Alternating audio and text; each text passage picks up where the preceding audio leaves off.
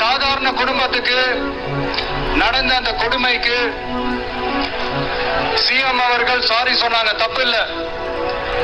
இப்ப அதோட சேர்த்து இதையும் கொஞ்சம் பண்ணிருங்க சிஎம் சார். உங்களுடைய ஆட்சி காலத்துல இதே மாதிரி போலீஸ் விசாரணையில 24 பேர் இறந்து போயிருக்கிறாங்க. அந்த 24 பேரோட குடும்பத்துக்கும் நீங்க சாரி சொன்னீங்களா? தயவு செஞ்சு சாரி சொல்லிருங்க.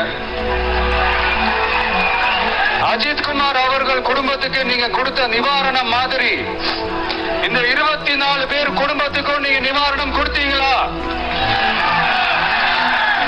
தயவு செஞ்சு நிவாரணம், அந்த நிவாரணத்தையும் கொடுத்துருங்க.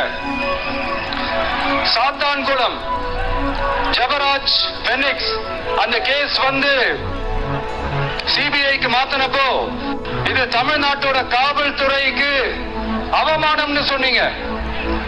இன்னைக்கு நீங்க உத்தரவிட்டதுக்கு பேர் என்னங்க சார்? அதேதானே அன்னைக்கு நீங்க சொன்னதும் இன்னைக்கு நடக்கிறதும் அதேதானே? அதே சிபிஐ தானே? அதே சிபிஐ ஆர்எஸ்எஸ் பிஜேபியோட கைப்பாவையா தான் இருக்கு. ஏன் நீங்க அங்க போய் ஒளிஞ்சுக்கிறீங்க?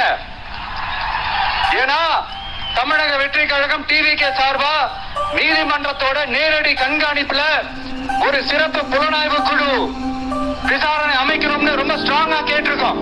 அதனால அந்த பயத்துல நீங்க ஒன்றியத்தோட ஆட்சிக்கு பின்னாடி நீங்க போய் ஒளிஞ்சுக்கிறதுக்கு காரணம். இன்னும் உங்களோட ஆட்சியில் இன்னும் எத்தனை அட்ராசிட்டிஸ், அண்ணா யூனிவர்சிட்டி கேஸ்ல இருந்து இன்னைக்கு அஜித்குமார் அவர்கள் கேஸ் வரைக்கும் எல்லாத்துக்கும் நீதிமன்றம் தலையிட்டு உங்க கவர்மெண்ட்டை கேள்வி கேட்டுக்கிட்டு இருக்கு. எல்லாத்துக்கும் நீதிமன்றம் தலையிட்டு கேள்வி கேட்கணும்னா அப்புறம் நீங்க எதுக்குங்க சார்? உங்க ஆட்சி எதுக்குங்க சார்?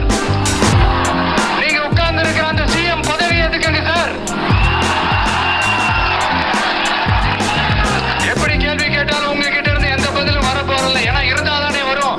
மேக்சிமம் உங்ககிட்ட இருந்து வர பதில் சாரிமா, தெரியாம நடந்துருச்சுமா, இல்லனா நடக்க கூடாதது நடந்துருச்சுமா, சாரிமா, அவ்வளவுதானே. இந்த வெட்டு விளம்பர மாடல் திமுக சர்க்கார் இப்ப சாரிமா மாடல் சர்க்காரா மாறிடுச்சு.